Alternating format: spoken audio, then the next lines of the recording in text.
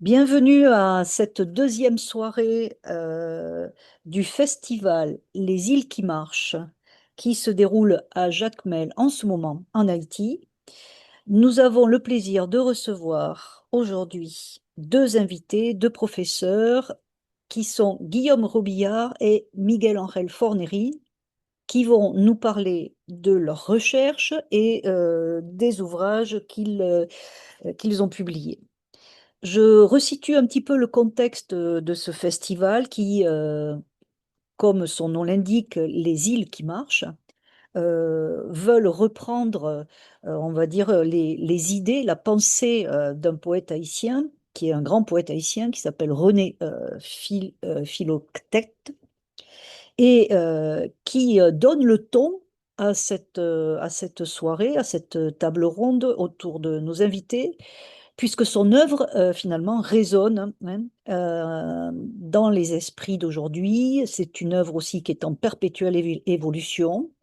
Et nous avons des thèmes qui vont ce soir sûrement rejoindre cette pensée, ces symboles qui traversent les frontières, puisque nous allons parler de la culture, de la diversité, de la richesse de la culture des Caraïbes, avec des versants divers, puisque le professeur Robillard va nous parler surtout, je pense, de cinéma. Et le professeur Fornerin va nous parler de l'identité de la Caraïbe selon les recherches qu'il poursuit, qui sont diverses, mais qui peuvent aller de l'aspect culinaire jusqu'à l'aspect vestimentaire. Donc on verra. On se réserve la surprise de sa présentation.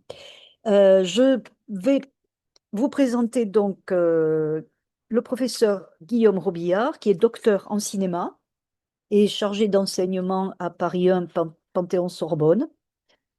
Sa recherche doctorale qui porte sur le cinéma antillais, donc lui a permis de faire des échanges universitaires avec plusieurs universités, notamment la Columbia University de New York, ce qui lui a permis de peut-être d'approfondir ses recherches sur les Caribbean Studies.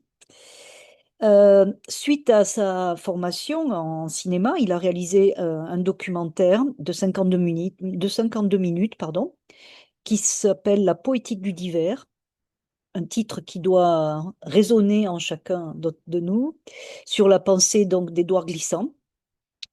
Et il est contributeur aussi du site édouardglissant.world. S'il veut nous dire voilà, quelque chose à ce sujet, on l'entendra donc dans ce premier temps. Miguel Ángel Fornerin est professeur honoraire à l'Université autonome de Santo Domingo.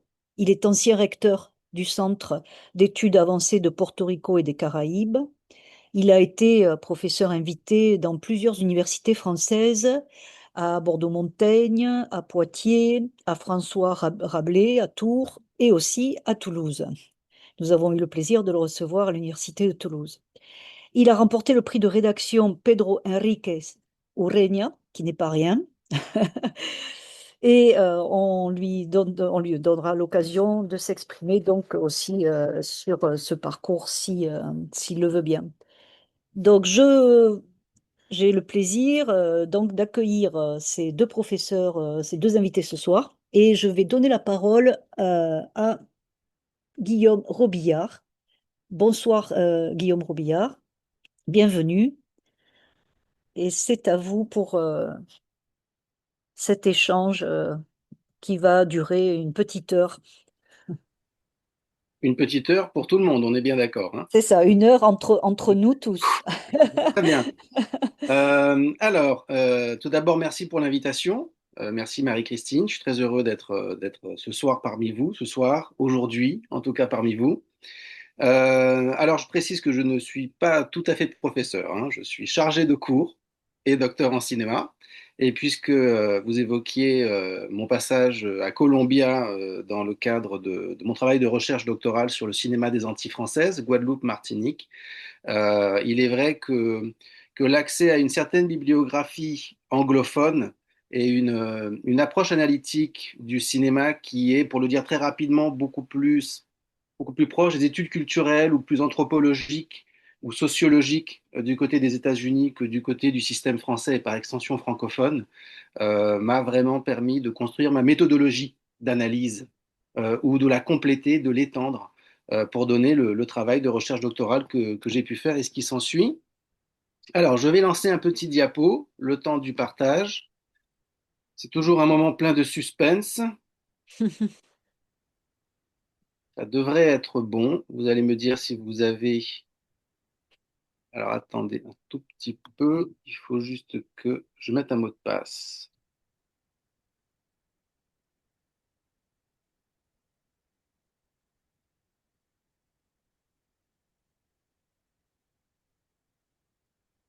Ce sont les aléas du direct, comme dirait l'autre.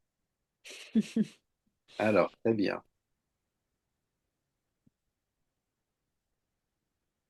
Ça me demande une autorisation pour partager le son. A Carlos le pide autorización para compartir el sonido. Ujú. Vous m'entendez bien? Oui, parfaitement. Bon, donc a priori, ça devrait fonctionner. Oui. Donc, je vous propose donc une présentation des liens entre la littérature antillaise et le cinéma antillais que je vais rapidement définir comme cas d'étude de l'influence d'une littérature. Bon, en l'occurrence, on peut rester dans l'espace caribéen sur un des cinémas caribéens, donc précisément le cas du cinéma antillais. Donc on en revient à Édouard Glissant, bien sûr. La recherche doctorale, entre autres, vous allez le voir. Donc c'est pour ça que je ne reviens pas tout de suite sur mon travail, sur l'œuvre de Glissant et toute la passion qui m'anime par rapport à cette œuvre et à cette pensée. Euh, Deux livres ont pu être faits à partir de ce travail de recherche doctorale que j'ai fait. Donc ici, le premier livre, Conquête de l'espace et du temps, qui remonte à 2023, et beaucoup plus récent, sorti en décembre 2024, Un cinéma décolonial, les personnages du cinéma antillais, dans lequel eh bien, j'analyse quatre figures récurrentes. On pourra éventuellement en parler au moment des questions s'il y a des personnes qui sont intéressées, et qui sont des personnages qui caractérisent très nettement ce cinéma antillais de Guadeloupe et de Martinique à l'intérieur de la production française, mais également qui le distingue de certains autres cinémas caribéens ou de certains cinémas africains en particulier ou noirs américains. Alors par cinéma antillais, je précise que j'entends l'ensemble des longs métrages de fiction. Je ne vais ni du côté des courts métrages ou des moyens métrages, ni du côté du documentaire.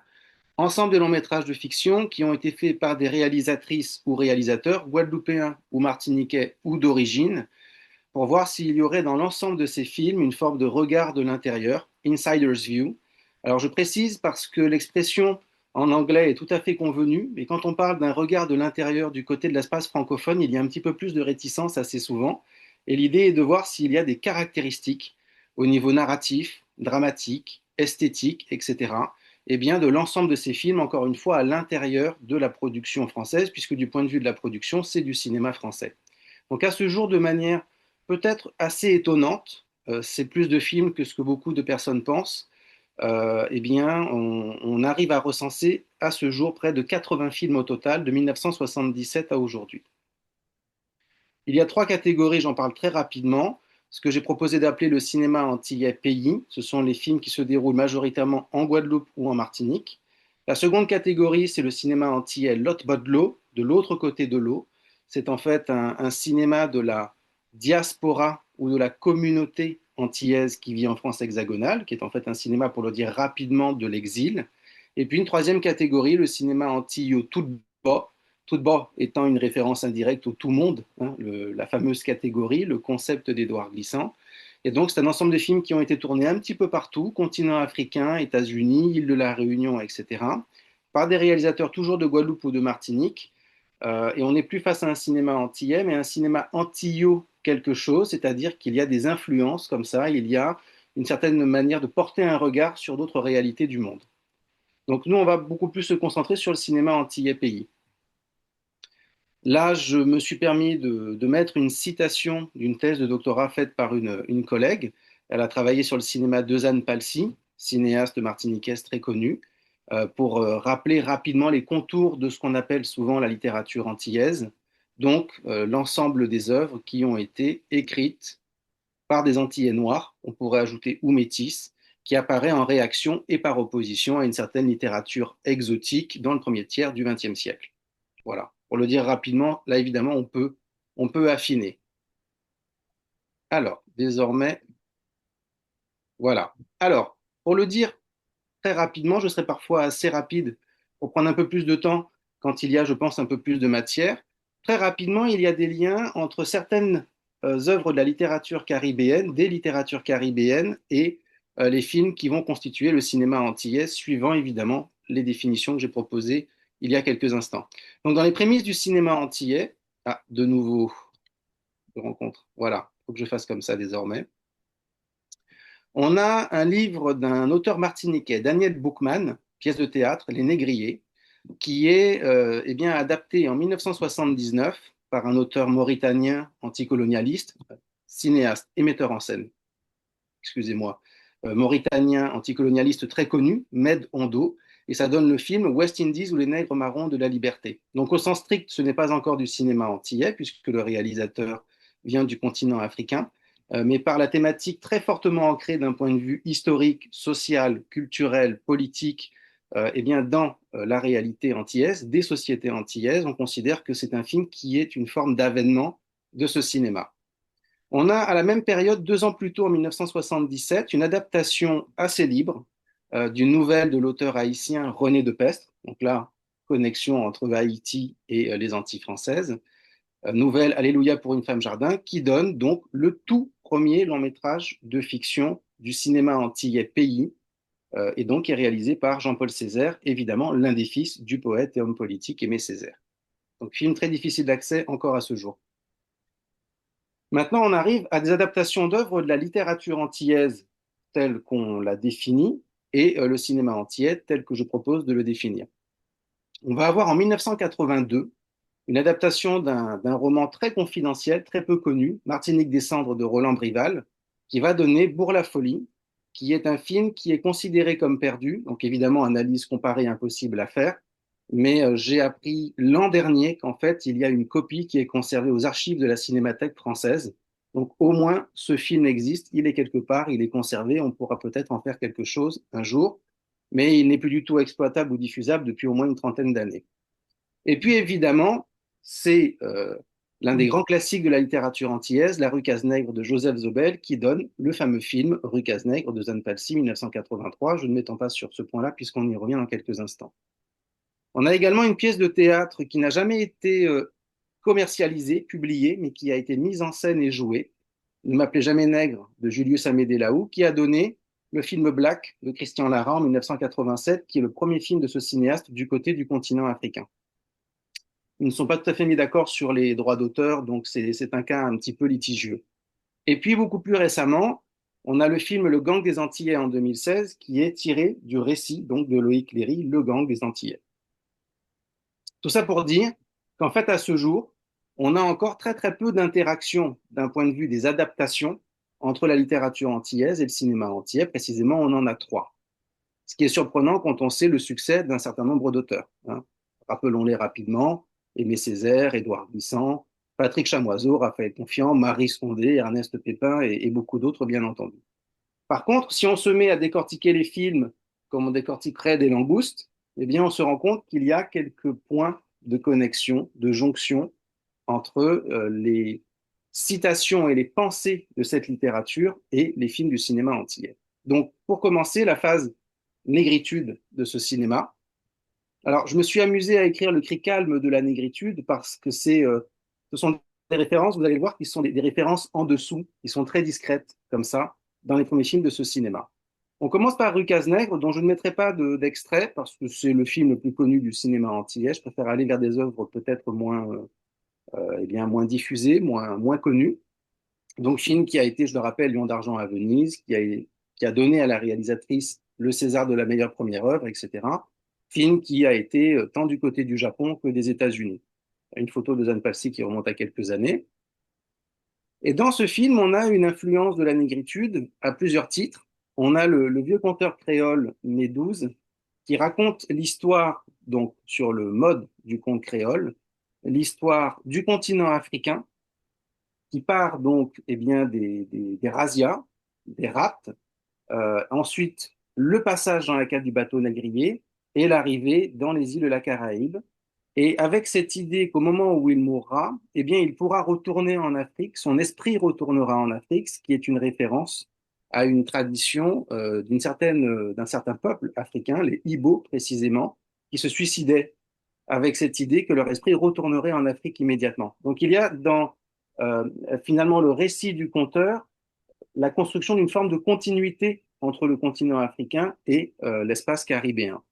L'autre choix qui est tout à fait surprenant et somme toute très rare dans ce cinéma, c'est le fait d'avoir choisi un comédien sénégalais, Douta Seck, qui, à l'époque et encore aujourd'hui, est tout à fait identifié comme n'étant pas une personne de la Caraïbe ou plus précisément des Antilles françaises. Donc là également un élément de continuité tout à fait assumé. Et puis au moment où le conteur eh bien, raconte cette histoire euh, à travers la puissance de l'oralité créolophone et créole par extension, il sculpte une petite statuette dont l'esthétique est beaucoup plus africaine qu'elle ne serait caribéenne. Donc encore une fois, élément de continuité proposé entre le continent africain et l'espace caribéen dans ce film. Quelques années après, on a un autre film de Zane Palsy, en 1992, Siméon, dans lequel elle continue à finalement être en dialogue avec Aimé Césaire. C'est l'une des très rares citations exactes tirées d'un ouvrage d'un auteur de la littérature antillaise dans un film de ce cinéma. Et donc, je vous mets un extrait très, très court de cette citation en espérant qu'on ait le son. Vous me direz si c'est bon. Des nuits et des nuits. Et pendant ce temps, l'esprit Siméon parlait comme un livre. Il parlait d'une musique qui atteindrait cette vibration universelle vers laquelle planent les colibris et s'envolent les fleurs. Il parlait de disques, de voyages à Paris et de tours du monde. Il était plein d'espérance. Pour lui, la mort ne faisait que commencer. Et tenir pour gagner chaque pas, car... Voilà. Donc, citation très connue d'Aimé Césaire, que je vous laisse lire ici, en particulier donc à la fin, et aucune race ne possède le monopole de la beauté, de l'intelligence et de la force. Donc on voit bien que de 1977 à 1992, on a la présence de la pensée césarienne qui plane sur ce cinéma. Je continue en espérant faire d'opérations concrètes. Ici, premier long métrage de fiction du côté de la Martinique qui remonte à 1981, qui est un film qui a été fortement soutenu par Césaire. Et il y aurait dans un poème de Césaire qui a été inédit jusqu'en 1994, eh bien, une petite référence discrète à ce film du chant de sang des flamboyants. Donc là, toujours les dialogues eh bien, entre littérature antillaise et cinéma antillais. Ici, Coco Lafleur Candidat, j'accélère un petit peu pour ne pas trop vous assommer, qui est le tout premier long métrage de fiction antillais qui a été commercialisé. Il y a eu une exploitation commerciale en salle. Il est donc de Christian Lara, qui est le réalisateur des Antilles françaises, qui a fait le plus de films. Il en a fait près de 25, ce qui est tout à fait exceptionnel pour des réalisateurs de cette zone. Et je vous mets ici un court extrait de Coco Lafleur, dans lequel il y a des dialogues qui font écho à la pensée d'Aimé Césaire.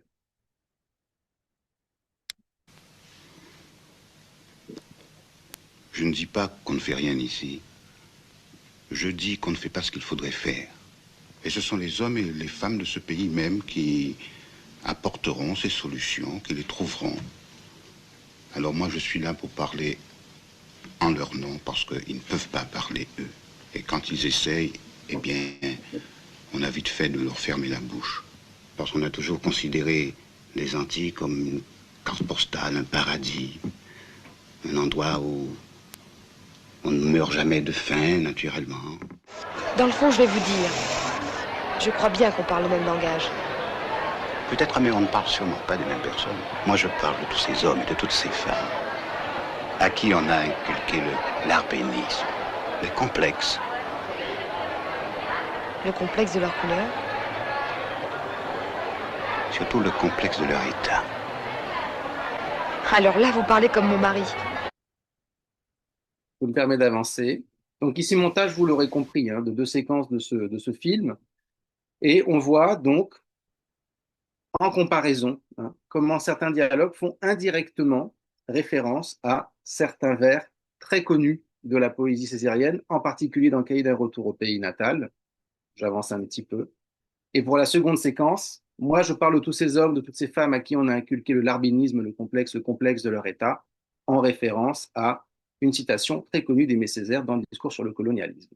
Très bien. Donc, comme dit, on a cette période de la négritude dans ce cinéma, avec la figure très importante du nègre marron qui circule tout à fait dans l'œuvre d'Aimé Césaire.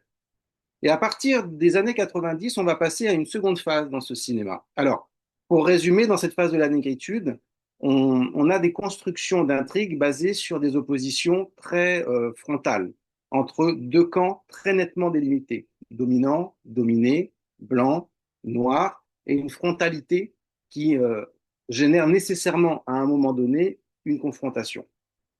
Et à partir de 1994, du côté de la Martinique uniquement, pas du tout du côté de la Guadeloupe, on va avoir à travers les films de Guy Deslauriers et les scénarios de Patrick Chamoiseau, prix Goncourt 1992, Patrick Chamoiseau qui a écrit tous les scénarios des films de Guy Deslauriers, ici en présence d'Édouard Glissant, c'était en 2009 en Martinique, eh bien on va avoir le passage progressif de la pensée d'Édouard Glissant dans ce cinéma.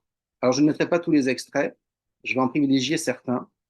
On a dès le premier long métrage de cette collaboration, le premier long métrage de fiction, L'exil du roi Béhanzin, en 1996, des éléments qui amènent une pensée de la créolité, en référence à Éloge de la créolité, hein, le fameux essai de Patrick Chamoiseau, Raphaël Confiant et Jean Bernabé, et donc par extension de la créolisation selon Édouard Glissant. Ici un extrait que je n'aurai pas le temps de mettre. Et un petit peu plus tard, donc près de 10 ans plus tard, en 2004, dans une comédie musicale qui raconte la création de la Biguine, cette fameuse musique martiniquaise très connue, eh bien, on va avoir la proposition de... On va avoir une mise en son et en image du processus de créolisation, dont je parle dans quelques instants, au sens de métissage culturel, bien entendu, qui est proposé par Édouard Glissant. Je vous mets ici un montage d'extraits de cette comédie musicale Begin.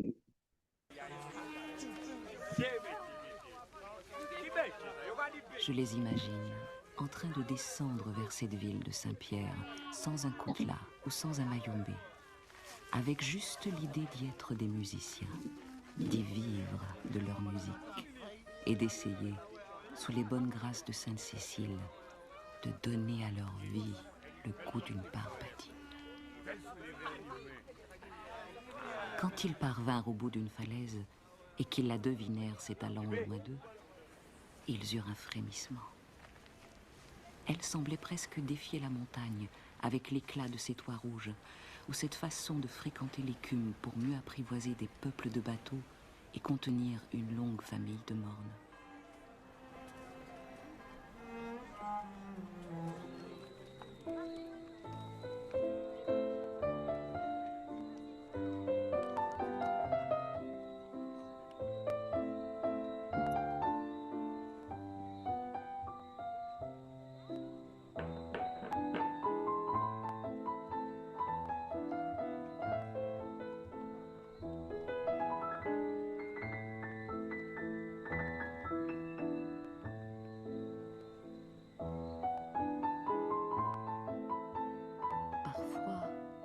Il s'arrêtait à l'aplomb d'un volet pour surprendre des rythmes étranges portés par d'étranges instruments.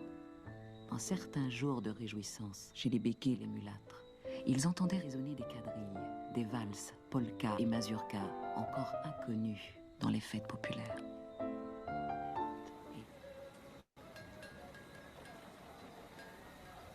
Elle l'offrit à Tiki-Tak, comme on désigne la voix d'une nouvelle existence. Elle rentra ce soir-là avec cet instrument que la ville aimait tant. Cette chose qui détenait la clé de ses musiques et de ses vies nouvelles.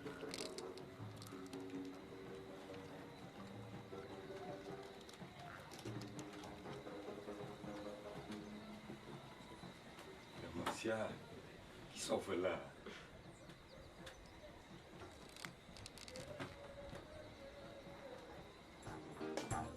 Hermancia chantait alors quadrille, polka, grande valse et mazurka. Je me permets d'avancer un peu. Sa voix délaissa les salons chics pour chanter une polka au fond du casino. Elle retrouvait la gouaille de nos plus vieux ballets. Et qu'on le voyait remplir sa clarinette de choses pas catholiques.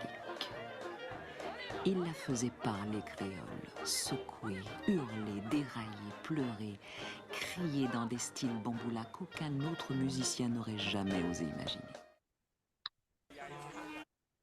Voici donc pour ce montage donc, de Begin, qui est, comme tous les autres films de Guy Deslauriers, eh bien, un film thèse, ai-je envie de dire, qui développe, qui travaille à incarner des catégories, des formes, des concepts de la pensée d'Édouard Glissant, la relation, le tout-monde, la créolisation, etc. Et ici, le processus est extrêmement net dans le film. Il y a l'arrivée dans la ville de Saint-Pierre, eh bien, dans la seconde moitié du 19e siècle. À l'époque, Saint-Pierre est une ville extrêmement importante, rappelons-le, capitale mondiale du rhum et du sucre. Ça veut dire que c'est une ville-monde dans laquelle il y a des présences, des altérités qui viennent de partout, entre guillemets, du monde et qui y interagissent. On est face à des personnages qui arrivent de la campagne avec une connaissance d'origine africaine, en particulier au niveau des rythmes et plus largement de la composition musicale, et qui vont entrer en choc, en interaction avec une instrumentation européenne. Là d'ailleurs, j'ai toujours été amusé par le fait que dans cette séquence, je trouve que le comédien a un faux air de Saint John Perse, et je ne sais pas si le réalisateur et le scénariste ont fait exprès, mais j'ai toujours été amusé de ce cousinage physique assez surprenant. Et ça va donner, via l'apprentissage de la clarinette par le protagoniste, l'un des deux protagonistes, ce couple de musiciens, eh bien la création d'une nouvelle musique. Et là, on a très concrètement, alors d'ailleurs, fait très intéressant, dans la voix off particulièrement présente du film, il n'y a qu'une référence au marronnage, et c'est ici précisément avec cette idée que finalement le marronnage désormais n'est plus un mouvement physique de résistance ou d'opposition, comme on l'avait dans la phase négritude du cinéma antillais, années 70, années 80, pour le dire rapidement. Désormais, le marronnage est résolument culturel et il se fait discrètement à l'intérieur, finalement, d'une machine coloniale ou d'une machine de domination, mais dans laquelle on va construire une résistance, encore une fois, de l'intérieur et non plus dans un principe d'extériorisation, de fuite, de départ vers un contre-espace. Alors, je retrouve mon petit souci de passage à un autre diapo. Je passe cette citation. Et ici, une des propositions donc, de définition de la créolisation selon Édouard Glissant. Depuis ces archipels que j'habite, levés parmi tant d'autres, je vous propose que nous pensions cette créolisation, processus inarrêtable qui mêle la matière du monde, qui conjoint et change les cultures des humanités d'aujourd'hui. Sont faits par-delà ces conditions les plus souvent désastreuses et d'entretenir relation entre deux ou plusieurs zones culturelles convoquées en un lieu de rencontre, tout comme une langue créole joue à partir de zones linguistiques différenciées pour en tirer sa matière inédite. Fin de citation. Ce qui fait évidemment écho à la créolité telle que proposée en 1989 par les trois auteurs que j'ai cités précédemment. La créolité étant, je ne vais pas tout citer, l'agrégat interactionnel ou transactionnel des éléments culturels caraïbes, européens, africains, asiatiques et levantins que le joug de l'histoire a réunis sur le même sol. Fin de citation.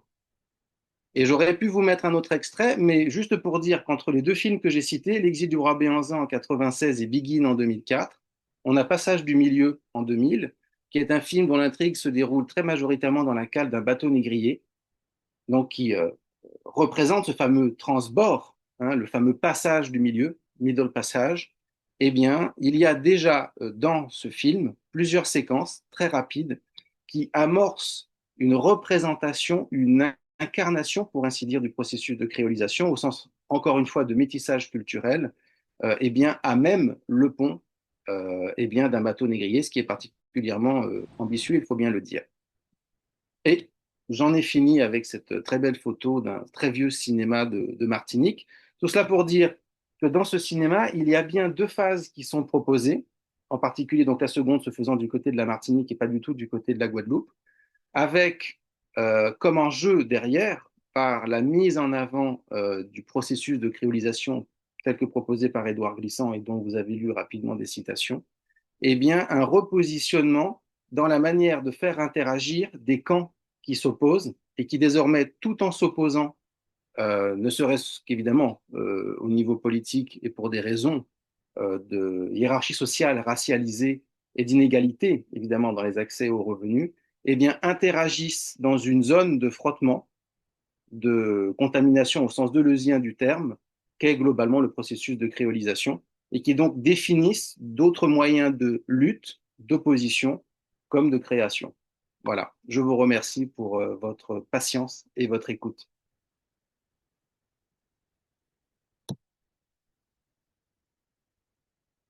Alors, je Oui, n'entends personne. ça y est, merci, merci. J'avais du mal à reprendre le micro.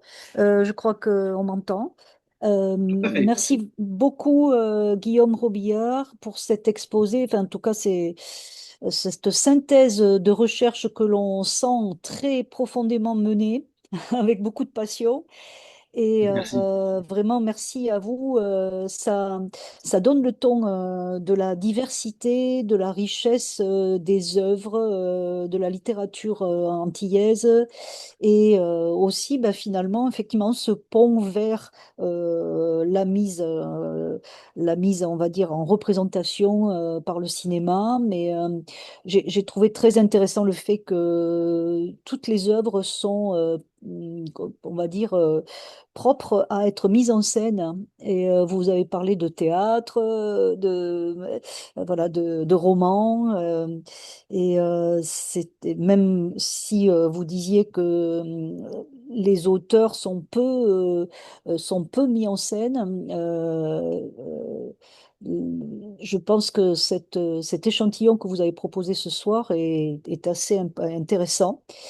Euh, J'aimerais peut-être que vous... Alors, je vais laisser peut-être un commentaire aux autres invités, mais j'aimerais que vous puissiez préciser peut-être cette vision que vous avez annoncée au départ comme une option que vous avez pu développer à partir de votre expérience aux États-Unis, qui est donc cette vision depuis l'intérieur, et le rapport qu'elle peut avoir avec une recherche qui vous a permis de mieux saisir peut-être, comment dire, une perspective décoloniale. Je ne sais pas si c'est un rapport, en fait.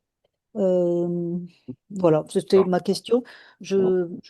Je ne sais pas si vous voulez y répondre brièvement, puis on laissera la parole Oui, aux je peux y invités. répondre brièvement. C'est une grosse question. Oui. Euh, alors, avant d'y répondre, vous évoquiez tout à l'heure René Philoctète Mhm. euh, et sa présence autour ou à côté ou au-dessus de ce festival. Euh, et euh, la présentation que j'ai faite tend à montrer euh, l'influence effective de certaines œuvres d'une littérature caribéenne sur un cinéma de la même zone.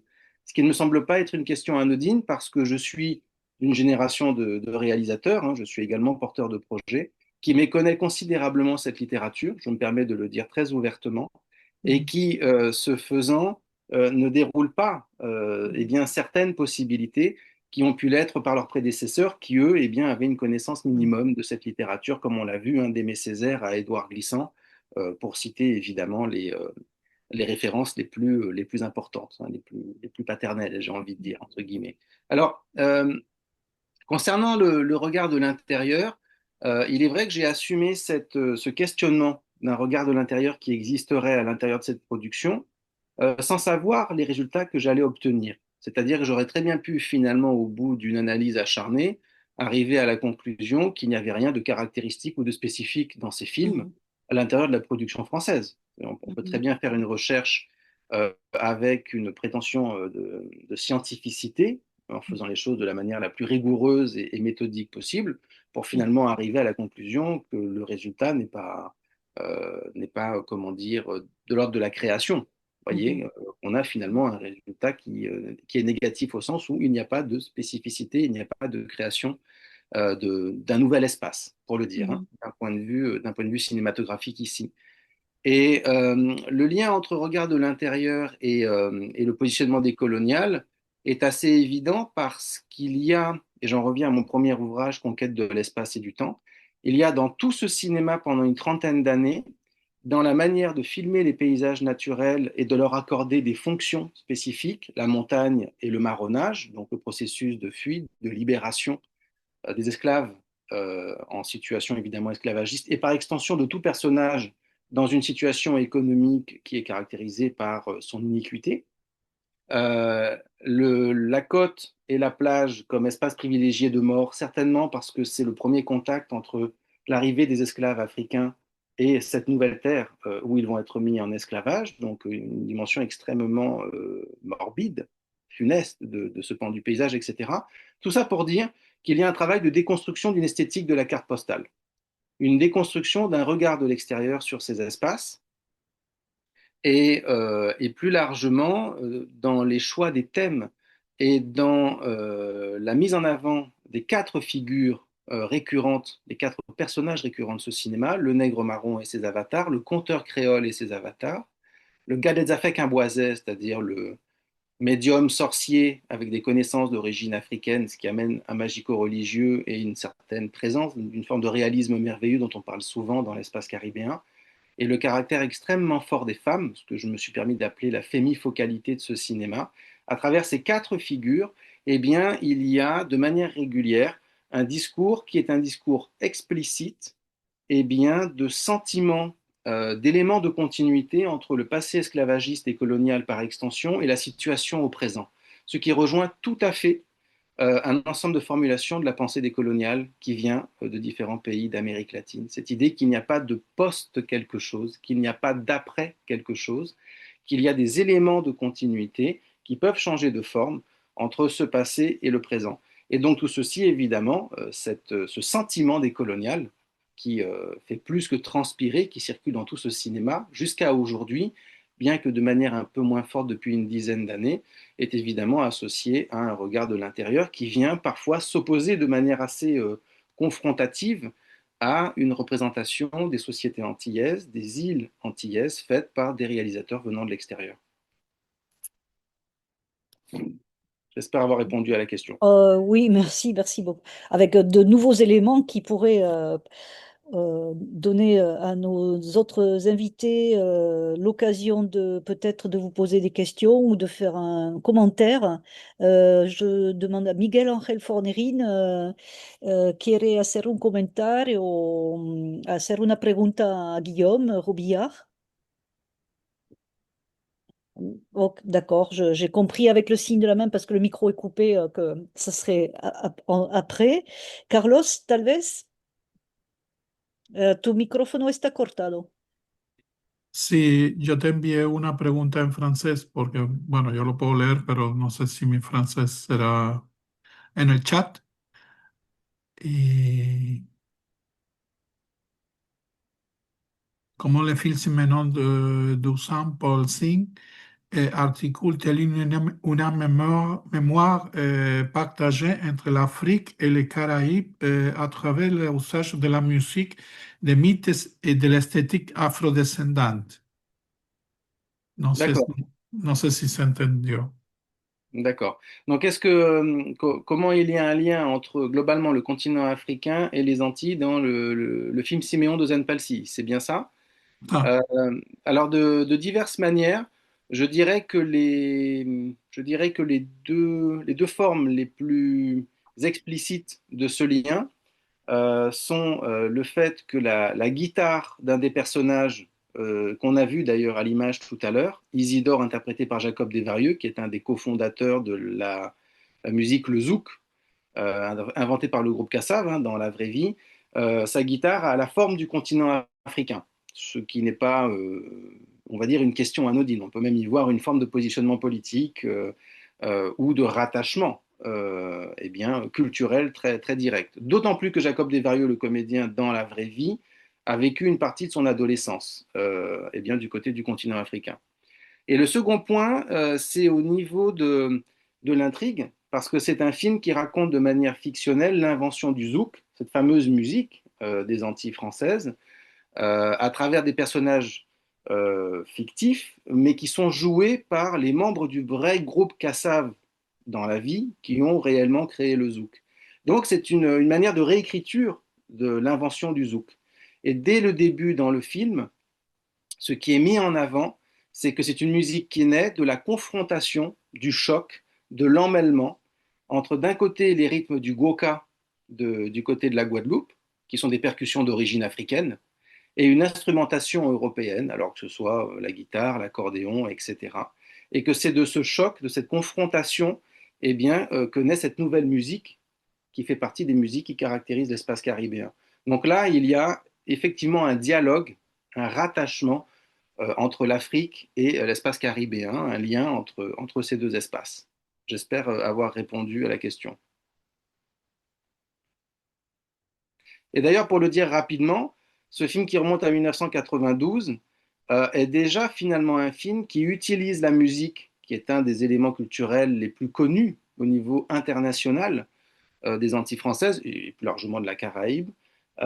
C'est un film qui utilise déjà la musique pour montrer ce processus de métissage culturel qu'Édouard Glissant appelle créolisation, qui va être explicité dans Begin de Guy Deslauriers en 2004, on va dire développé et explicité de manière je cherche le mot, mais enfin voilà, avec l'influence de la pensée d'Édouard Glissant, mais déjà dans Siméon de Zanpalcy, il y a sans le dire cette question de processus de métissage culturel qui est eh bien, mise en avant par la musique précisément.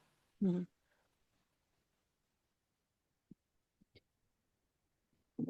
Alors, on revient toujours à la musique, en fait, hein. C'est beaucoup de musique, beaucoup de musicalité, en fait, dans cette culture caribéenne et antillaise.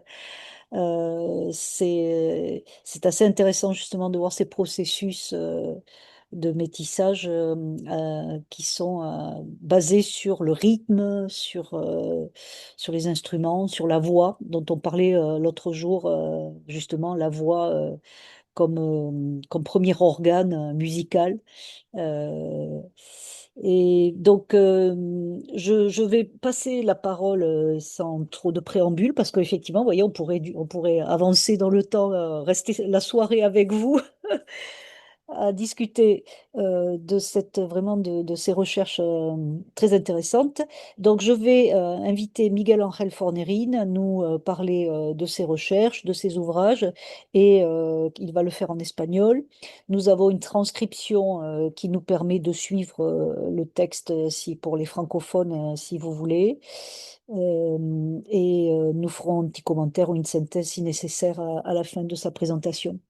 Miguel Ángel Fornerín, bienvenido y muchas gracias por estar con nosotros. Le doy la palabra y nos presenta lo que quiere sobre sus investigaciones y sus obras también. Así que le doy la palabra. El micrófono está cerrado, por favor. Ahora, sí. Creo que está cerrado. No, está bien ya.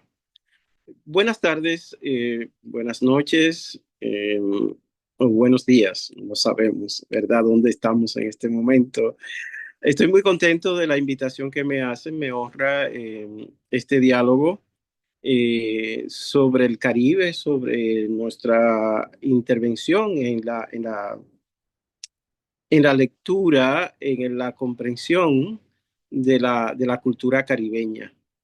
Así que estoy muy contento y bueno, llevo unos cuantos años en el espacio Caribe, ya casi 40 años y 30 como con una tensión bastante fuerte. Son tres mis investigaciones de las que puedo hablar de forma, ¿verdad?, más detenida. Mis trabajos sobre Pedro Mir. Pedro Mir es un poeta dominicano que además es novelista y también fue profesor de estética y escribió sobre teoría de la historia. Entonces, en mi formación trabajé a Pedro Mir y luego apareció el libro sobre la escritura de Pedro Mir. Pedro Mir tiene mucho que ver con el Caribe. En su origen es dominicano, cubano, puertorriqueño por parte de madre y padre. Y es una figura muy importante dentro de los poetas que comienzan a publicar en los años 30, en un momento donde hay muchas dictaduras en todo el Caribe, y también tenemos ya la crisis de la última estación de la caña en el Caribe, producto de la Primera Guerra Mundial y de que los capitales norteamericanos se trasladan a producir azúcar, caña de azúcar en Cuba, en Haití, en República Dominicana y en Puerto Rico. Y esa cultura de esa nueva plantación, ya que no tiene manos de obra esclava, pero a veces semi-esclava, pues es muy importante en la manera que tiene Pedro Mir de ver la República Dominicana dentro del espacio Caribe. Es muy importante desde el Caribe hispano ver algunas cosas. En primer lugar, el Caribe, que todos sabemos que pues, son discontinuidades, fronteras acuáticas, nos integramos y también nos aislamos.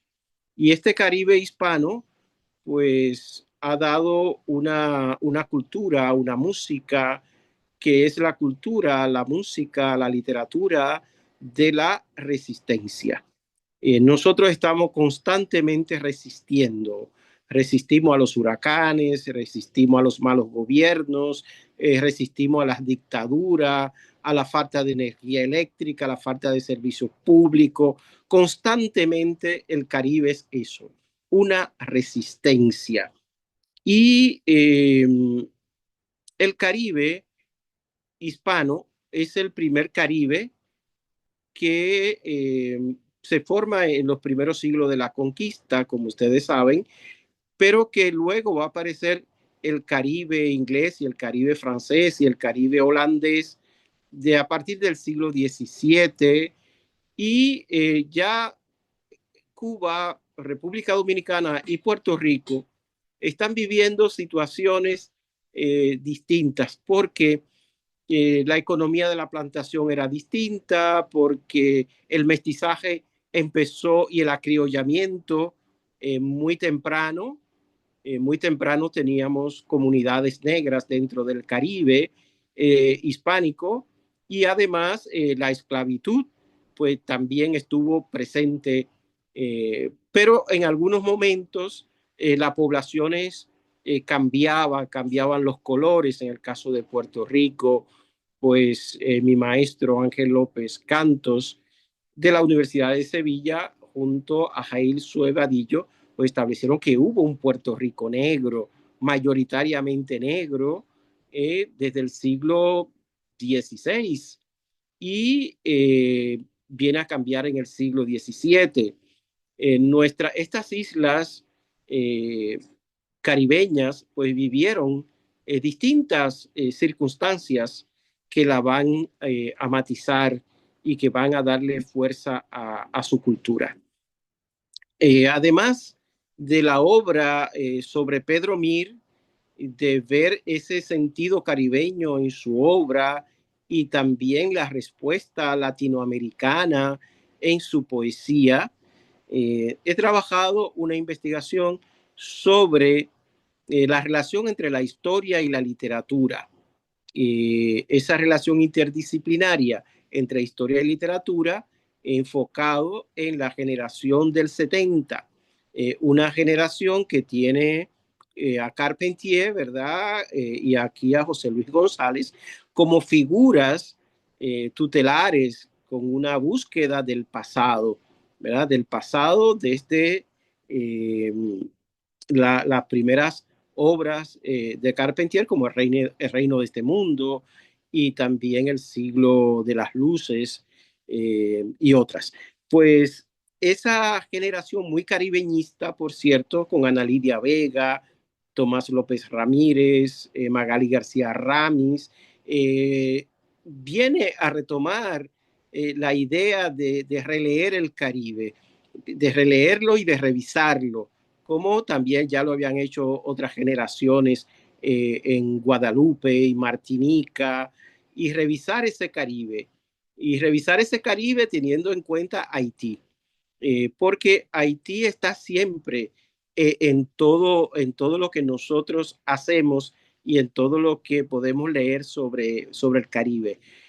Porque en distintas épocas podría ser la dictadura de Duvalier, podría ser la situación de la diáspora haitiana en República Dominicana o la diáspora haitiana aquí en Puerto Rico. Esta generación, la generación del 70, una generación muy caribeñista, también tiene una serie de planteamientos sobre su manera de ver la historia y una historia que se le había negado. Puerto Rico ha vivido un proceso colonial sumamente amplio y hay mucha resistencia a ese proceso, tanto bajo España como bajo Estados Unidos.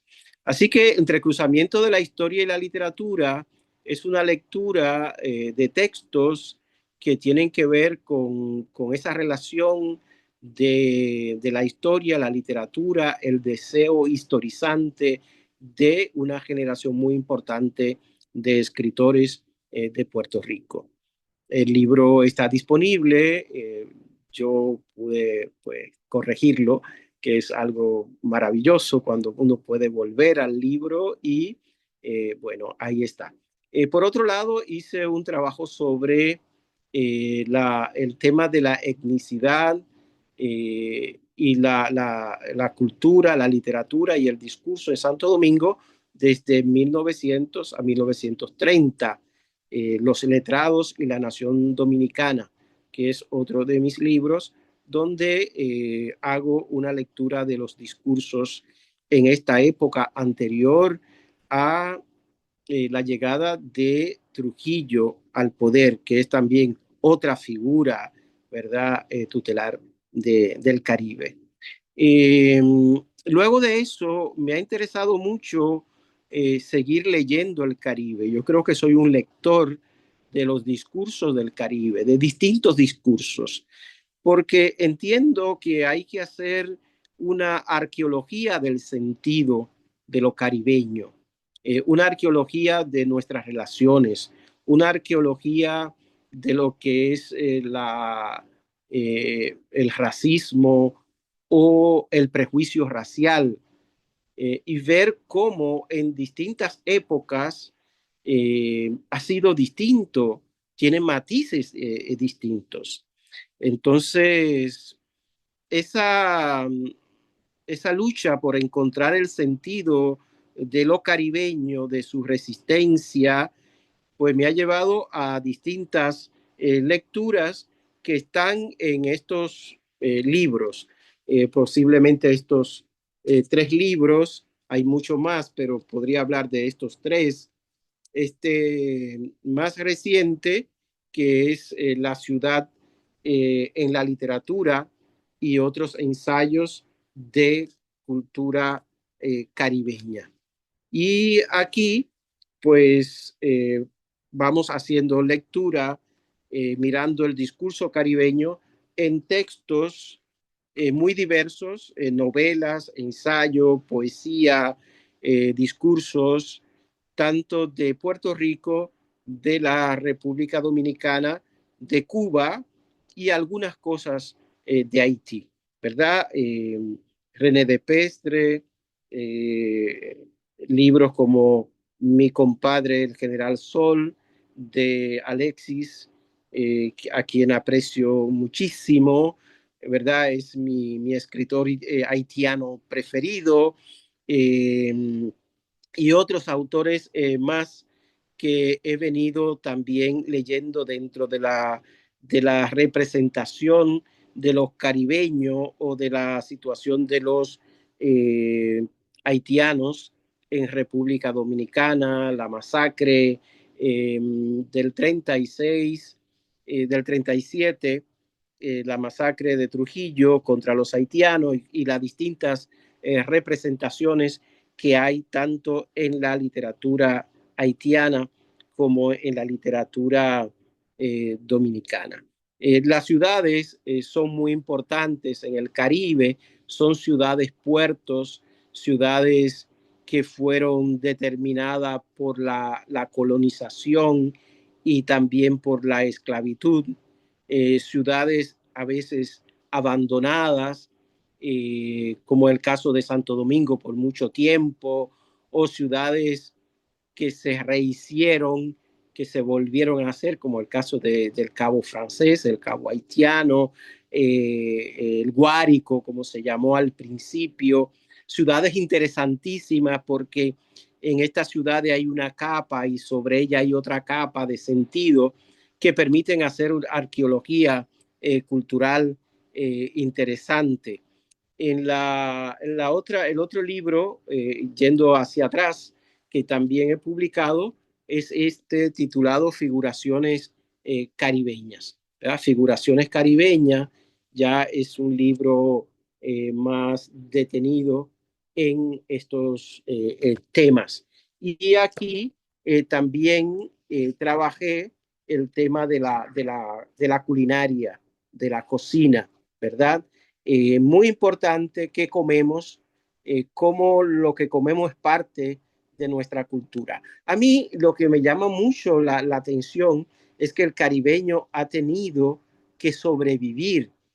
Pongamos, por ejemplo, que lo comían nuestros indios era yuca, pero luego hubo que buscar otras estrategias alimenticias y pasamos al plátano. Entonces el plátano es fundamental en la dieta caribeña por el mangú dominicano, el mofongo. Cada una de estas representaciones es importante, viene de la esclavitud. Aquí en Puerto Rico un esclavo comía 6 plátanos al día y el plátano se hacía en unas bolas que se ponían con carne, con distintas carnes, ¿verdad? Y se hacía entonces la, la comida para los esclavos y ha quedado en nuestra cultura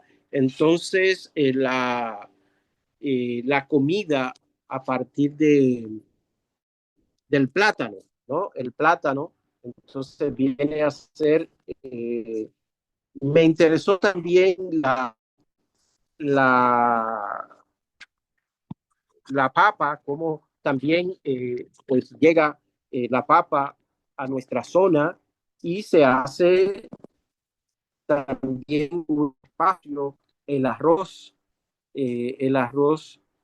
muy importante en la República Dominicana desde el siglo XIX ya aparece la noción de bandera nacional, que es el plato con carne, arroz y carne y arroz. Y usted sabe la importancia del arroz en el congrí cubano, la gallinita rellena de los cubanos. Así que la culinaria es muy importante. Nos interesó también la ausencia, ¿verdad?, de esos elementos culinarios. Nuestra gente estuvo luchando constantemente por conseguir, sobre todo las élites, ¿verdad?, conseguir la comida extranjera, la comida de su pasado, en el caso de los españoles.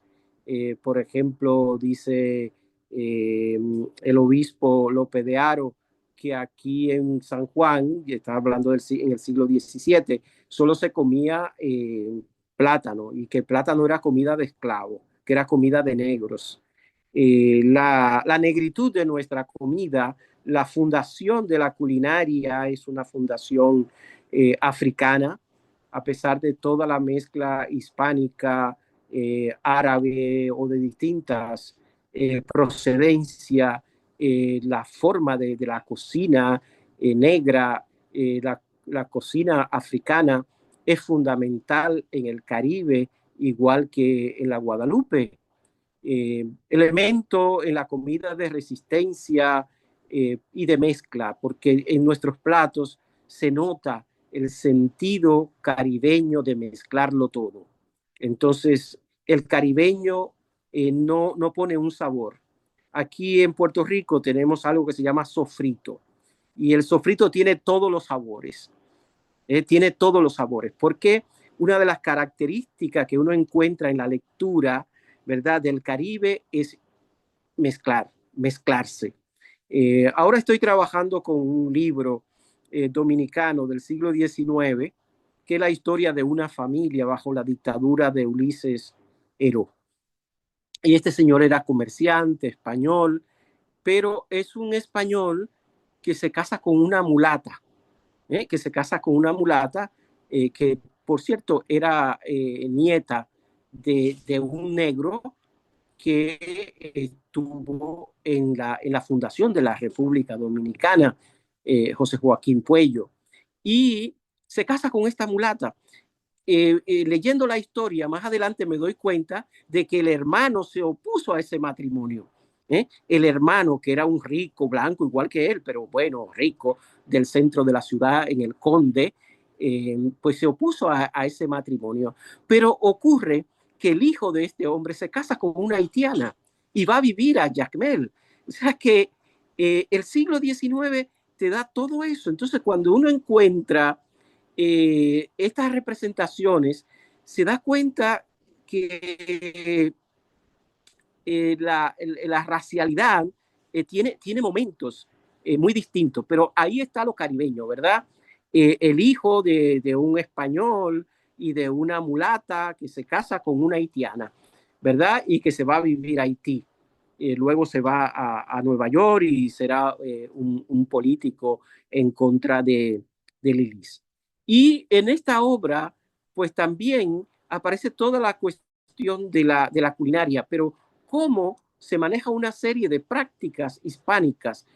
Por ejemplo, el carnaval del agua en San Andrés, representaciones de la muerte medievales en la misma ciudad de Santo Domingo, o el hecho de que grupos negros de dos pueblos de negro que eran satélites de la ciudad, como los Minas, que está compuesto por ex esclavos que salieron de Haití, de Saint-Domingue, en aquel siglo XVIII, y también en Gombe, en la parte suroeste de la ciudad, ya para Jaina, ¿verdad?, donde había otro pueblo de negro. Entonces, en esta obra y en otra obra más, como por ejemplo La Sangre o Ciudad Romántica de Sestero, se muestra cómo los grupos negros entraban, y en este caso en días feriados,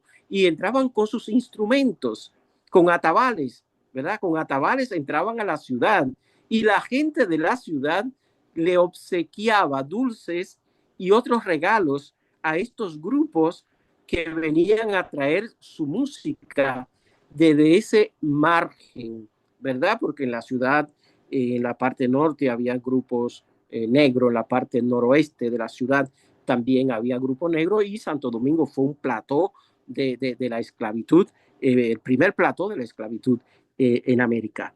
Entonces, cuando uno lee estos textos, la arqueología del sentido nos lleva a repensar el discrimen racial, a repensar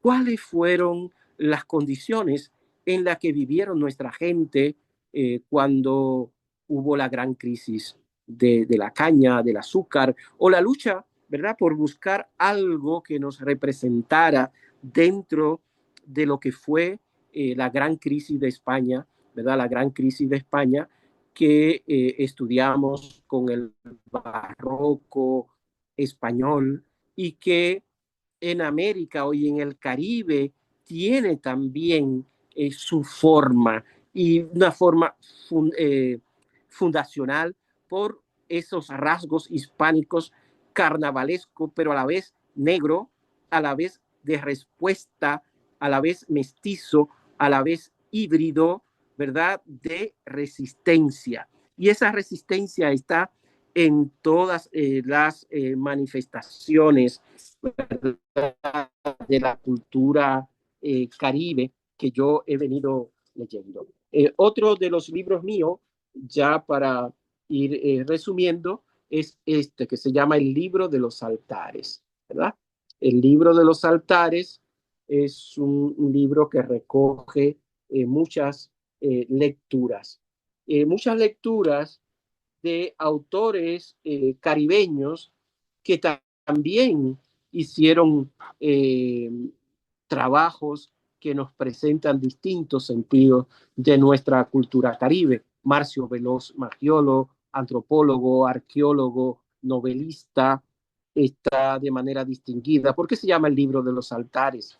Porque a cada uno de estos escritores que murió muy cerca del COVID o de COVID, dos de ellos, como René Rodríguez Soriano y Marcio Veloz Maggiolo, pues le hago un altar. Y un altar es un espacio en este libro para hablar de sus obras. Pues Maggiolo es un gran novelista del Caribe, de nuestra cultura caribeña, y un gran investigador de las culturas anteriores al descubrimiento de los indígenas. Y otro de los autores que trabajo aquí es Carlos Esteban de David, que era un español que se hizo caribeño y fue uno de los grandes investigadores del vudú en la República Dominicana, y también escribió muchos libros sobre la cultura negra. Así que fue un blanco que defendió siempre la cultura negra y la cultura caribeña en la República Dominicana. Arqueología del saber caribeño, de cómo vamos construyendo lo que somos, buscando esa diversidad donde quiera que se manifieste. Este método que yo uso a partir de los elementos lingüísticos, sociales, políticos y culturales, es un método de acercamiento a la cultura que se ha ido desarrollando en el tiempo, mirando su pasado, ese espejearse en el otro. El Caribe, como dice Benítez Rojo, es una isla que se repite, es una isla de centro cambiante. El Santo Domingo del siglo XIX, que yo estoy mirando ahora, es un Santo Domingo en el que convergen cubanos, puertorriqueños, barloventinos, gente del Caribe inglés, que llegan también a República Dominicana y que van transformando esa cultura mestiza.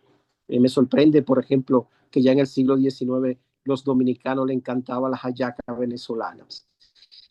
Porque también estaban las comunidades venezolanas ya en el siglo XIX, había gente de Venezuela, de Puerto Rico, y ahí tenemos Eugenio María de Hostos, el gran educacionista puertorriqueño, la participación por primera vez de las mujeres en la educación con Salomé Ureña Díaz, la construcción de grupos de mujeres letradas que fueron fundamentales en esa época en la República Dominicana, de la que viene pues Camila Enríquez Ureña, esta mujer que, bueno, vivió tantos años y murió en Cuba. ¿Qué más puedo decir? La idea también ha sido estar dentro de la academia, pero difundir estas ideas y buscar a un público mayor, tanto en la prensa, en la que tengo ya varias décadas trabajando, y en el periódico que estoy ahora tengo ya 13 años corrido, también difundiendo elementos, pensamiento sobre el Caribe, sobre su literatura, sobre su cultura y a veces hasta sobre su música, ¿verdad? Nosotros entendemos que la cultura caribeña y hablar de ella es fundamental porque en las islas formadas por los españoles ha habido muchos discursos en contra de nuestra identidad negra, de nuestra identidad mestiza, porque las élites siempre han mirado hacia Europa y hemos tenido que enfrentarnos al eurocentrismo en el pensamiento y en las prácticas caribeñas. Así que por ese lado es que hemos venido trabajando y estoy a la disposición pues de contestar las preguntas que tengan a bien hacerme. Estoy muy agradecido de estar aquí. Muchas gracias, Miguel Ángel Fornerin, pour cette synthèse de vos recherches qui sont, comme donc on vient de le voir, multiples, qui vraiment montrent un panorama et une palette très diversifiée, ce qui prouve vraiment votre passion de la recherche sur l'identité et la culture des pays de la Caraïbe. Nous pourrions évidemment parler plus précisément de chaque ouvrage, notamment l'ouvrage sur Pedro Mir, que je tiens en admiration comme un des plus grands poètes, voilà, non seulement penseur, mais un des plus grands poètes vraiment de l'Amérique latine. Et je voulais faire un petit parallèle avant peut-être de laisser Carlos poser une question en espagnol. Je ne sais pas si vous, Miguel Ángel Fornerin, vous me comprenez en français ou je peux poser la question aussi en espagnol. Bon, je peux le dire en français et en espagnol. Bueno, primero en español entonces, porque estoy hablando con ustedes. Lo que a mí me interesa es que ambos, con Guillaume Robillard, han hablado del pasado de una forma que sea relacional o, como usted dice, arqueológica, pero que son formas que permiten construir un presente liberado de ciertas nociones coloniales. Y también me parece que es muy interesante cómo se trata de revisitar el pasado en contra de todas las teorías postmodernas que instalan el hombre y su conocimiento en una sociedad líquida. Estaba pensando en Sigmund Bauman, la société liquide, et cette façon de forcer la représentation, l'imaginaire des hommes de notre société globale comme perdus, irréversiblement entraînés vers l'ignorance ou l'oubli de ce que l'on apprend au fur et à mesure que l'on apprend, et entre autres. Et votre version à vous, votre analyse à vous, estoy pasando al francés, porque repitiendo un poco la idea para el señor Robillard, cette façon que vous avez eue tous les deux de parler du passé, comme justement non pas quelque chose de liquide, d'évanescent et qui ne fait pas présence, et qui est donc un passé qui construit un présent libéré justement de certaines constructions imaginaires que la société occidentale force à calquer vraiment sur notre façon nous oriente à penser justement le contraire. que voilà, nous sommes dans un présent, vous savez, l'histoire du présentisme, mais surtout cette manière de voir que l'histoire n'est plus, il n'y a plus d'histoire, etc. Et que nous devons chercher à vivre dans cette situation éphémère, dans cette situation de disparition. Et cette idée-là force non seulement nos esprits, mais aussi les études occidentales et oriente les œuvres. Je vois que vos deux analyses, justement, de la créativité, de la culture des Caraïbes et des Antilles, justement, ne échappent à ça. C'est totalement libéré de ça. Alors, je sais pas, voilà, c'est un petit peu long, mon commentaire, mais je l'ai dit en espagnol et en français, du coup, effectivement, c'est doublement long. Je m'en excuse. Est-ce que vous pourriez peut-être dire quelque chose sur, enfin, je sais pas, sur ça ou pas du tout. Enfin, on peut passer à d'autres questions, si vous voulez. Guillaume Robillard ou Miguel Ángel Fornerín, ¿quiere decir algo al propósito o cómo lo ven? Sí, sí. Cierto a lo que estabas diciendo, los discursos, el problema, ¿verdad?, capital es ir en contra de los discursos de las élites, porque esas élites tienen un discurso que niega lo que verdaderamente somos.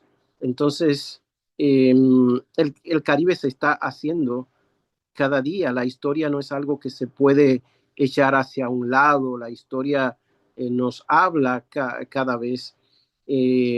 Tampoco podemos echar de lado la situación de clase social en el Caribe, y racial.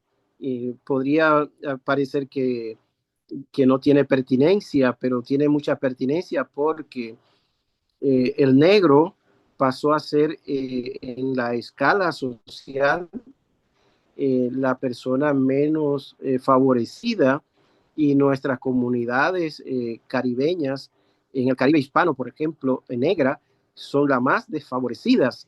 Entonces, retomar la historia de la esclavitud, la historia del margen en que vivieron nuestras comunidades, es importante para poder establecer alguna forma de cambio para nuestras comunidades, ¿no? El asunto racial, el prejuicio racial, pues ha sido muy fuerte en la República Dominicana. En Puerto Rico prácticamente no se habla de eso, pero también en los grupos afrodescendientes, como le llaman ahora, ¿verdad? También son los grupos más marginados. Así que hay una política del sentido de la historia, hay una política en los discursos de dominación, en el discurso educativo, hay toda una política que no permite ver verdaderamente lo que somos como caribeños.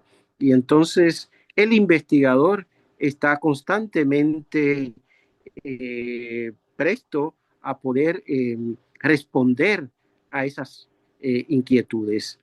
Son muchas. Nuestra cultura, por ejemplo, de llegada, ¿no? Por ejemplo, hablamos de la música, los grupos canarios, por ejemplo, que llegaron a partir de 1650 al Caribe, también trajeron forma de música, por ejemplo, el zapateo, ¿verdad? El zapateo, esto de bailar y levantar un pie como en la bachata. Entonces, en la bachata uno encuentra ese mestizaje, porque la bachata no es dominicana, igual que la salsa no es puertorriqueña ni es cubana, porque todos en el Caribe estamos poniendo algo en eso, en estas construcciones.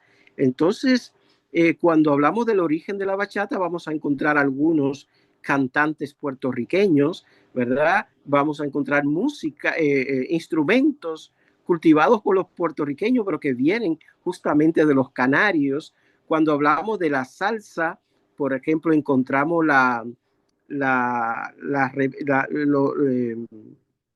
los repentistas, los improvisadores, y eso es parte de toda una tradición canaria que se difundió por toda América de la música improvisar.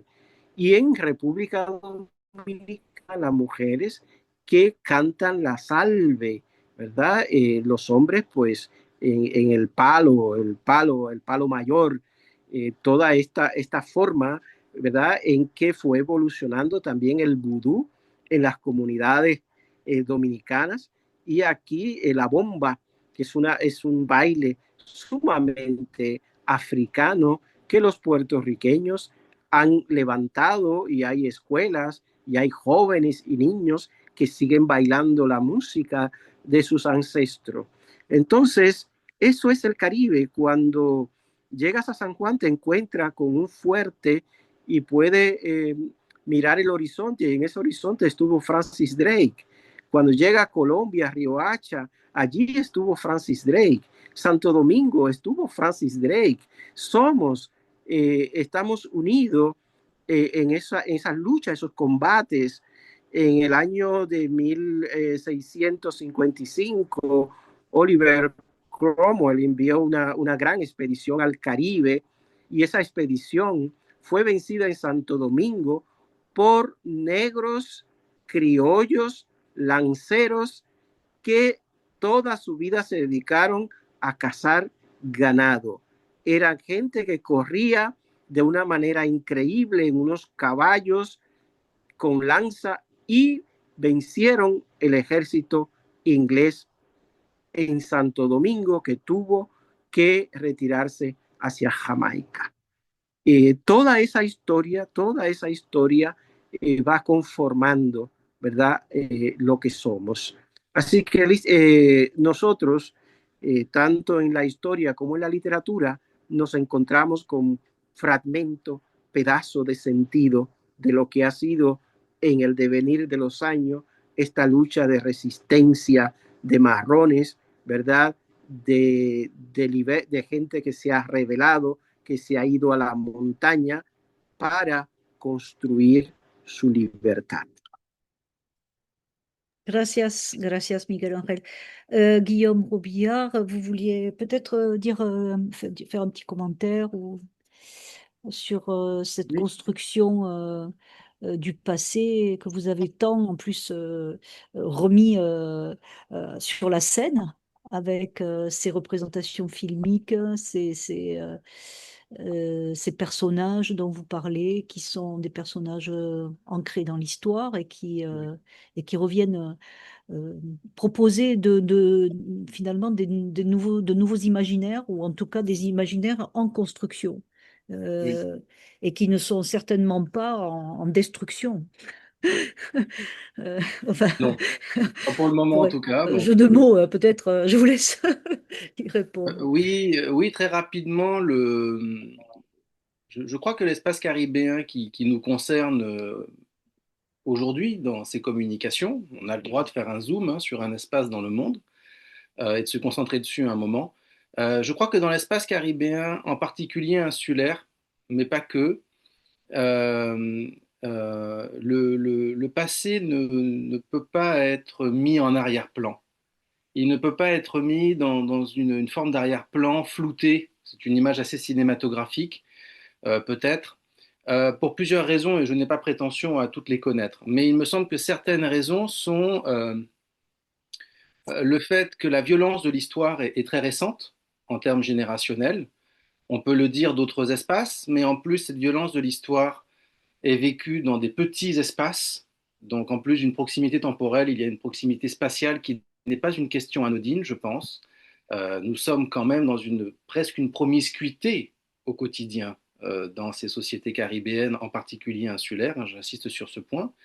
Et il y a entre cette proximité temporelle et cette proximité spatiale, en plus de ces deux aspects, il y a le fait que cette violence de l'histoire s'est construite dès les débuts de cette histoire coloniale, j'entends, hein, dans cet espace, sur cette fameuse hiérarchie racialisée. Et tout ça, je pense, fait que l'on vit de manière très aiguë eh bien, ces questions de ce que j'appelle rapidement le contentieux colonial. Ce que je veux dire par là, c'est qu'il y a la violence de l'histoire un peu partout dans le monde. Où qu'on tourne la tête, il y a de la violence de l'histoire.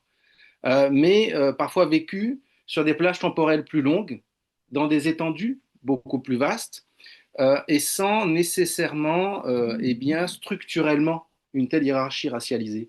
Tout ça fait que, pour le dire rapidement, le passé est vécu au présent dans ces sociétés, je le pense. Et en tout cas, c'est ce qui transpire dans le cinéma antillais. C'est-à-dire que le passé n'est pas passé. Et cette fameuse citation de William Faulkner, le sud des États-Unis esclavagiste, rappelons-le, hein, le passé n'est ni mort ni enterré, d'ailleurs il n'est même pas passé, s'applique absolument à ces espaces, et en particulier au cinéma antillais.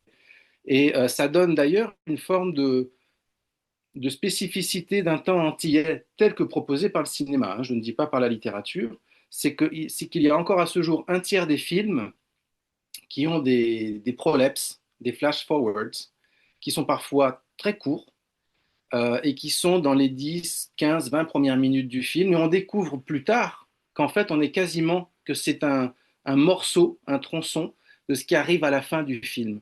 Et si vous construisez comme ça narrativement eh bien, vos histoires, eh bien, vous créez un temps en boucle.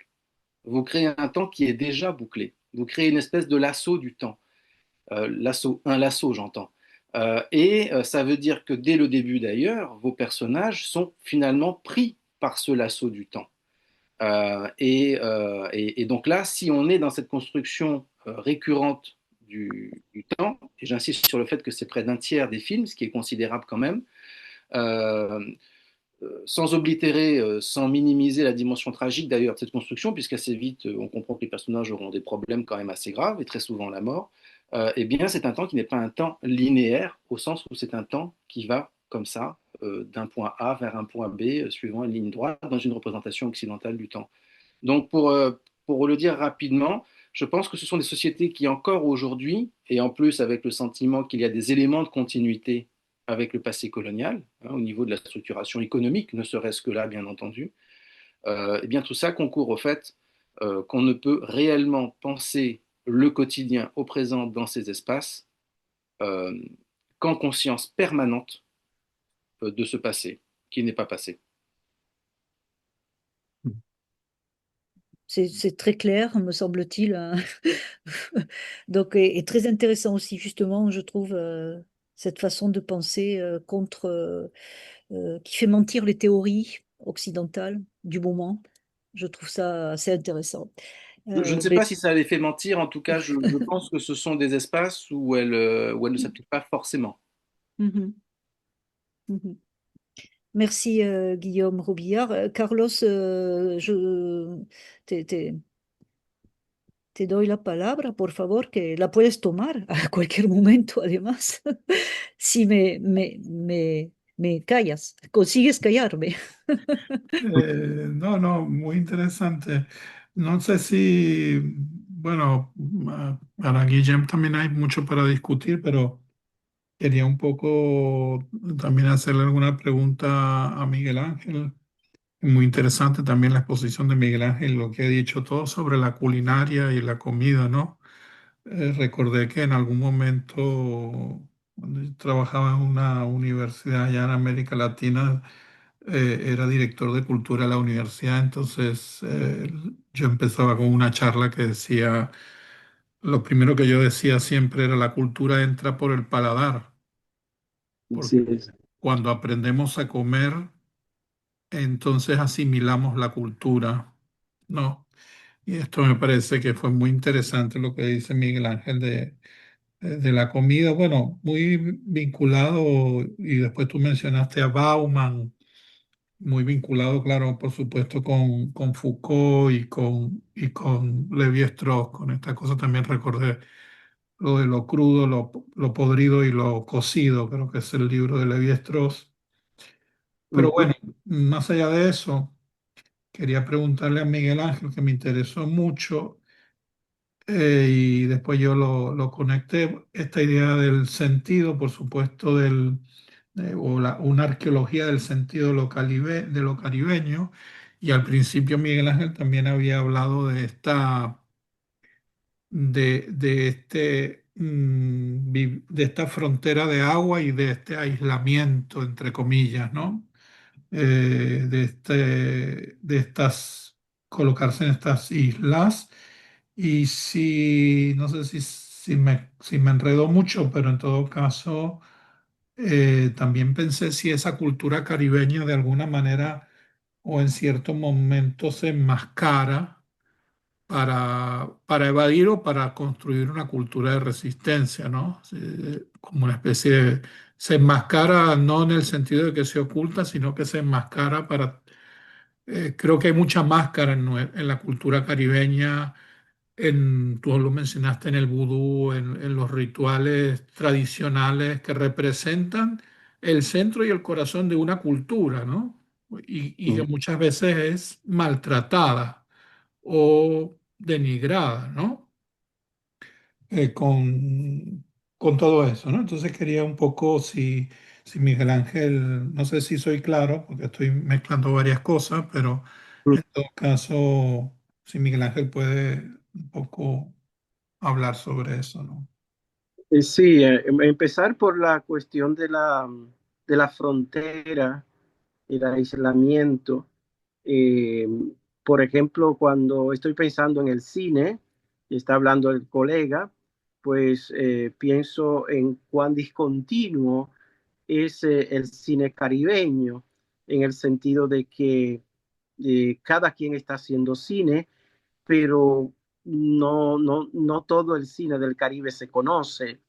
En un momento, pues el cine cubano fue así como el cine más conocido, pero muchas cosas, por ejemplo, de Martinica y Guadalupe, no se conocen en República Dominicana o no se conocen en Puerto Rico, o las cosas que se hacen en Puerto Rico no se conocen en...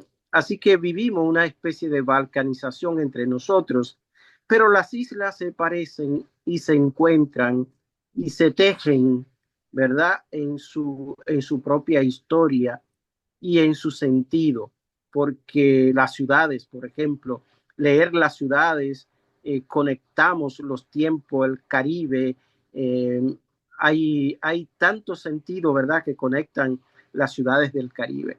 El otro aspecto de ese enmascararse, la máscara, lo carnavalesco, una de las características, ¿verdad?, del Caribe es lo carnavalesco. Está en la exageración, en el barroco del vestir y en el barroco, la historia de nuestra moda, por ejemplo, ahora tiré una pincelada sobre esto, pero no hay mucho porque en el Caribe no teníamos tanta ropa, así que siempre había un problema con la tela, ¿verdad? No había mucha ropa, así que no podemos hablar tanto de la moda, pero sí la imitación de la moda de París y los estilos. Y esto nos muestra, pero también la gente del pueblo, frente a esa élite que quiere recrearse en lo europeo, actúa de forma carnavalesca, ¿no? Como en el palo encebado, le de cocaña de la obra de René de Pestre, ¿no? Ese diálogo de las distintas clases que están en una especie de carnaval de máscara, de distinto tipo de representación. Es muy interesante. Pero a la vez pensaba en algo que no dije, y es cómo ese Caribe y su sentido se desplaza, porque el Caribe se desplaza internamente y hacia afuera.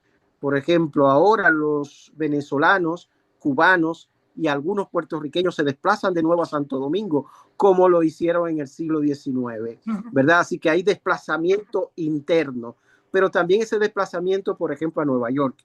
Ya a principios de siglo encontramos el desplazamiento de los caribeños hacia Estados Unidos, de los puertorriqueños hacia Estados Unidos, y ese desplazamiento también a Europa, desplazamiento hacia Italia, hacia Suiza, de los dominicanos, hacia Alemania, hacia Canadá, ese en América, ese desplazamiento también implica un desplazamiento simbólico, un desplazamiento de la música, un desplazamiento de las distintas manifestaciones, incluyendo, ¿verdad?, del carnaval, de las paradas y de distintas representaciones que son nuestras. Bueno, ya nuestras comunidades están llegando a Alaska. Imagínate tú, el primer festival del merengue en Alaska, yo creo que va por el sexto o séptimo. Es decir, que el Caribe es un espacio que se crea, se recrea, se reproduce, se espejea, se acerca, se niega, se aleja, se reencuentra, tiene un centro, no tiene centro en algún momento. Es todo eso, ¿no? Todo eso. Bueno, Sí, muchas gracias. muchas gracias. Yo creo que tenemos que cerrar la sesión, que era de una hora y que pasamos a más de 2 horas, con mucho placer y mucho gusto, por supuesto, que no vimos el tiempo, pasar el Sí, tiempo. No, Carlos, ¿quieres decir algo? no, sí, tenía, pero es cierto que el tiempo apremia y tenía una pregunta más, un poco para hacerlo par a par para Guillem, pero pienso que puedo dejar esa pregunta para Guillem y puede él después responder y nosotros la anexamos en la transcripción. Pienso que la transcripción, eh, para que no se extienda mucho también para los ponentes, digamos, los que hablan, sí que se puede extender muchísimo. Pero sí, puedes preguntarle y que responda brevemente. Brevemente, claro. Bueno, yo le envié en el chat Ah, la ok. pregunta porque mi pronunciación, yo no hablo francés, entonces mi pronunciación puede confundir la idea. Eh, no sé si es clara la pregunta tampoco, pero él habló algo ahí del bucle de tiempo en un rato. Oui, donc je lis la question. Comment la narration en boucle et la perception d'un passé qui ne passe pas, entre guillemets, influencent-elles la construction temporelle dans le cinéma caribéen évoqué par Guillaume Robillard? Alors, oui, on pourrait y passer du temps. C'est la première partie de mon premier livre. Et d'ailleurs, je crois pouvoir dire que ce que j'ai pu trouver de plus original dans mon étude du cinéma antillais, ce sont des spécificités du temps antillais proposées par ce cinéma. Parce que pour ce qu'il en est de l'espace, d'ailleurs, c'est une observation très intéressante de se rendre compte qu'il y a des fonctions qui ont été attribuées à différents pans des paysages naturels pour déconstruire une esthétique de la carte postale, et que ce mouvement est un mouvement collectif qui est adopté pendant une trentaine d'années par tous les réalisateurs. Ça, c'est très, très intéressant. Mais finalement, ça rejoint des positionnements littéraires comme ceux d'Aimé Césaire ou d'Édouard Glissant en particulier dans leur poésie et par extension dans leurs autres écrits. Par contre, ces spécificités du temps antillais sont, je pense, finalement la chose la plus surprenante que j'ai pu trouver dans le cadre de cette recherche.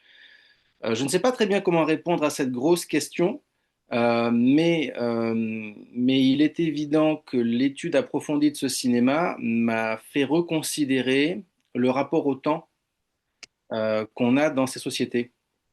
Alors évidemment, le cinéma n'est pas le miroir exact de la réalité, mais c'est quand même un pan d'une construction culturelle qui est un des miroirs d'une réalité. Cette construction en boucle, elle pose très clairement la question, tout simplement, d'un passé qui ne passe pas. Et qui ne module d'ailleurs, et c'est très intéressant, ça me fait aller vers une autre considération, la répétition est réellement problématique dans ce cinéma. C'est un cinéma qui évite la répétition. Qui évite la répétition, on revient rarement sur les mêmes plans, on revient rarement sur une même ligne de dialogue, on revient rarement sur une même action. Donc il y a une espèce comme ça d'opposition à la répétition. Et les seules séquences dans lesquelles la répétition est systématique, répétition d'action, parfois de dialogue, répétition de plans, ce sont dans deux situations, c'est dans la cale du bateau négrier et dans les séquences de travail dans les champs de Cannes. Ce qui veut dire que la répétition est primordialement une imposition, et l'imposition d'une tâche ou d'une situation par une altérité qui impose son temps, qui est globalement le temps du maître, du dominant, du béquet, du géreur, un temps occidental, on pourrait dire, de manière un petit peu rapide. Et les seules situations où la répétition permet de sortir de la boucle, c'est-à-dire que la répétition fait effet de boucle et à un moment donné génère une forme de sortie de route pour aller vers quelque chose de nouveau, eh bien, c'est la création culturelle.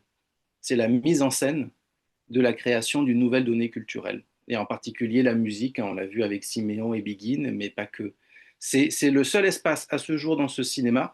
Et je pense en réalité dans les sociétés antillaises, hein, je parle pour la Guadeloupe et la Martinique que je connais plus précisément, eh bien le seul moment où la répétition permet une modulation et finalement une forme de mise en avant, mais une mise en avant qui est toujours sur un principe de circularité. On peut aussi tout à fait associer à la question de la circularité d'un espace insulaire. Quand vous habitez un espace insulaire, je pense aux considérations de Claudel dans Connaissance de l'Est, où il pose la question du cercle comme forme fondamentale d'un vécu comme le vécu japonais, par exemple. Voilà, je ne sais pas si ça répond à la question. Oui, oui. Merci.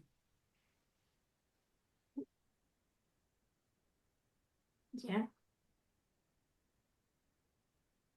Marie, tienes apagado el micrófono. Je voulais remercier nos invités pour ce soir de ce bel échange qui a été fort nourri et qui, je pense, va questionner notre public, qui va porter à réfléchir aussi sur cette différence, à s'intéresser à cette culture de la Caraïbe et des Antilles. Et donc, je voulais remercier Guillaume Robillard et Miguel Ángel Fornerin pour cette soirée. Et en vous disant à très bientôt, en espérant aussi pouvoir peut-être pouvoir mettre vos livres, en tout cas à la connaissance du public. On verra comment on peut montrer vos ouvrages. Et je voulais remercier aussi les organisateurs, donc Argens, depuis Haïti, Jacques Mel, de cette idée de rencontre. Et de nous avoir aussi voilà, laissé l'opportunité de vous inviter. Et j'espère donc que bon, ce sera peut-être l'occasion de se revoir et de se rencontrer, peut-être donc dans les Caraïbes, aux Antilles, chez vous, ou aussi pour d'autres événements. Carlos, ¿quieres decir algo para Bueno, sí, este yo, acontecimiento? yo agradecer mucho la presencia de Guillem Robillard y de Miguel Ángel Fornerín, por supuesto, su tiempo y estas dos maravillosas ponencias que creo que van a ser con nuestro primer video, van a ser una mesa muy nutrida, ¿no? Sí. Y que realmente, bueno, para el Congreso de Haití creo que merece la pena y abre un espectro muy interesante. Entonces, primero que nada, muy agradecido a ambos. Repito, tanto a Guillem como a Miguel Ángel por su participación y por su tiempo. Y a ti, Mari, también por un poco por organizar y traer estos invitados especiales. Y, y bueno, vamos a ver si lo podemos ver después, ¿no? Si ellos quieren tener la grabación, le podemos Sí. enviar también la grabación. Mhm. Eh, Sí, On peut vous envoyer la vidéo et la transcription, le montage avec la première séance. y no va a ser una edición muy profesional porque básicamente vamos a montar los dos videos, pero también la transcripción de lo que hemos hablado que lo guarda muy bien. Oui, on peut envisager de publier les quatre rencontres, en fait. Je pense que moi, j'aurai l'opportunité de pouvoir le publier. Il faut effectivement retravailler cette transcription qui est voilà, toujours un petit peu approximative, voire très approximative. Donc, il demandera une révision des textes enfin, par les auteurs parce que parfois les noms propres sont mal compris. Bon, en tout cas, merci encore. Très bon festival à tous et on vous dit à très bientôt. Bonne soirée à tous. Merci encore. Merci pour votre temps. Bonsoir. Bonsoir. So- Adios. Adios, Miguel Adiós. Ángel. Adios, Guillaume. Voy a parar. Ah. ¿Ya cortaste la grabación, Carlos?